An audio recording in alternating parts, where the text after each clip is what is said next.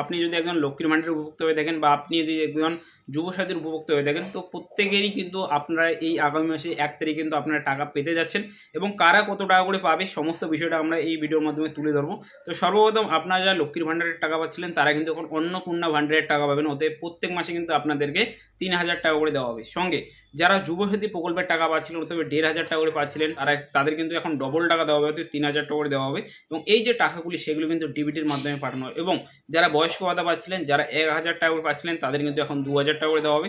সঙ্গে কৃষক বন্ধু কিন্তু এখন বন্ধ হয়ে গিয়েছে এবং তোমাদের কিন্তু এখন পিএম কিষাণ দেওয়া চালু হয়ে যাবে, যেখানে তোমাদের কিন্তু টাকার পরিমাণটা অনেকটাই বাড়িয়ে দেওয়া হয়েছে। তো এখন অনেকেরই মনে প্রশ্ন যে এই টাকাগুলো পেতে কি আমাদের নতুন করে ফর্ম ফিল আপ করতে লাগবে? তো দেখুন, এখনো পর্যন্ত কোনো রকমের আপডেট আসেনি।